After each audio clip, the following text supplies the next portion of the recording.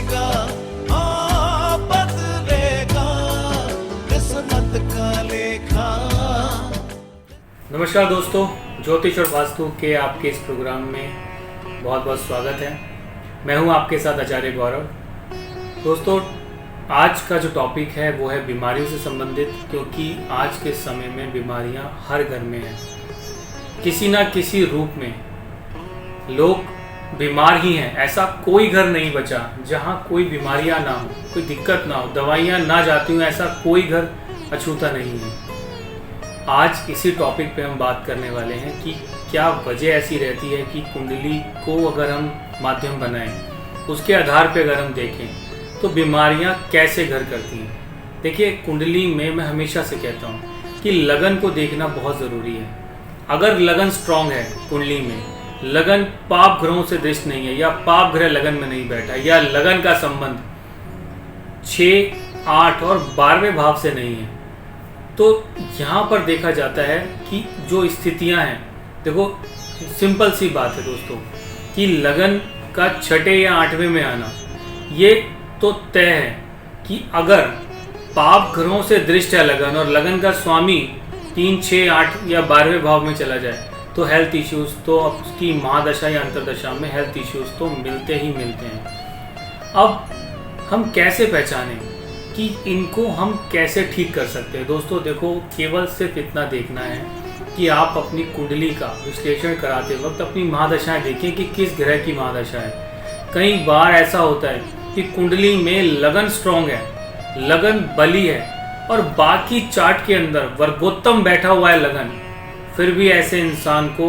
हर वक्त दवाई की जरूरत पड़ती है। इसकी सबसे बड़ी वजह है उसको मिलने वाली महादशा, कि कोई ऐसे ग्रह की महादशा मिल जाती है जो बहुत ज़्यादा हेल्थ इश्यूज क्रिएट कर देती है, जैसे कि 6, 8वें और 12वें भाव की दशा।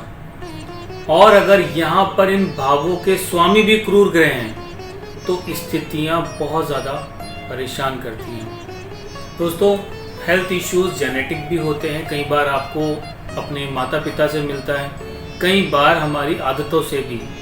कई बार लोगों को महादशाओं से ऐसी आदतें लग जाती हैं कि जिससे वो बच नहीं पाते। उनको बहुत ज़्यादा शराब की लतों में घुस जाते हैं, बहुत ज़्यादा शराब पीने लगते हैं, गलत संगति की ओर बढ़ जाते हैं। ये भी दशाएं ही कराती हैं। तो अगर हम कुंडली से इसका संबंध रखें तो कुंडली में लगन का कमज़ोर होना ये हेल्थ इश्यूज को सीधा इन्विटेशन देता है कि हेल्थ ऐसे व्यक्ति को दिक्कतें रहेंगी। पंचम भाव का पीड़ित होना, पंचम भाव कुंडली का अगर आपका पास्ट है तो पंचम भाव आपका स्टमक भी है, आपकी शिक्षा भी है, आपकी बुद्धि भी है। पेट का परेशान होना भी आपको हजारों बीमारियों की ओर लेकर जाता है। और अगर यहाँ का स्वामी गलत भावों में बैठा हुआ है और पंचम भाव में कोई क्रूर ग्रह बैठा है तो ये आपके दिमाग को भी बहुत ज़्यादा पीड़ित करेगा। देखो, कुंडली को दोस्तों एक तरीके से नहीं देखा जाता। कुंडली को हर तरीके से, हर एंगल से चेक करना बहुत ज़रूरी होता है। मैं तो बस सिर्फ आपको एक छोटा सा इन्फॉर्मेशन यही देना चाहता था कि लगन और पंचम को आप देखें, इनके स्वामित्व को आप देखें, बहुत अच्छे से आप जान जाओगे कि आपको हेल्थ इश्यूज किस वजह से हैं, क्या परेशानियां हैं। और महादशा और अंतरदशाओं के आधार पे आप ये पहचान सकते हो कि इन दशाओं, इन परेशानियों से आपको कब मुक्ति मिलेगी, कब आपको आराम मिलेगा।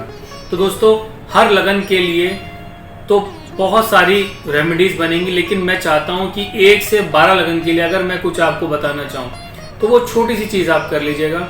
आपको हेल्थ इश्यूज में परेशानियां तंग कभी करेंगी ही नहीं। आपको सिर्फ इतना करना है कि नियमित रूप से सुबह उठकर आप सूर्य भगवान को आप जल चढ़ाएं। देखिए, कुंडली में आप यकीन मानिएगा, आप ब्रह्मांड में आप देखिए, सभी ग्रहों को ऊर्जा देने वाला केवल एक ग्रह है, वो है सूर्य। और सूर्य अगर कुंडली में शुभ है या अच्छी स्थिति में बैठा हुआ है तो ऐसे इंसान को दिक्कतें बहुत ही कम फेस करने को मिलती हैं। तो आपको सिर्फ नियमित रूप से क्या करना है, रोजाना सूर्य भगवान को जल चढ़ाना है।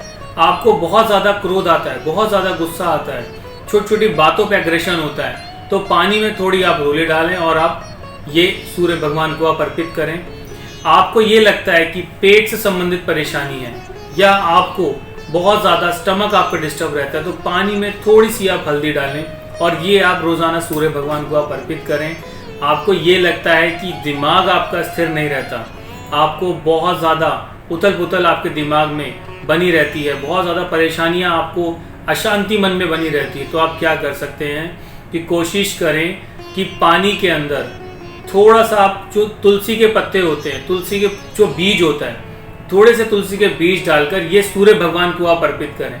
यकीन मानिएगा आपकी मन की जितनी भी अशांतियाँ ये सब समाप्त हो जाएंगी। दोस्तों ऐसे तो बहुत सारी दिक्कतें हैं, लेकिन हम अगर ये जो छोटी मोटे जितने भी मैंने आपको चीज़ें बताई इसको अगर आप कर लो तो देखो परेशानियाँ क्या होती हैं, पेट की, मन की परेशानियाँ यही हैं केवल। तो अगर आप ये 2 चीज़ें भी अगर आप कर लोगे तो बहुत रिलीफ आपको मिल जाएगा। और एक अच्छे ज्योतिष आचार्य से अपना कुंडली का विश्लेषण आप ज़रूर करवाएं।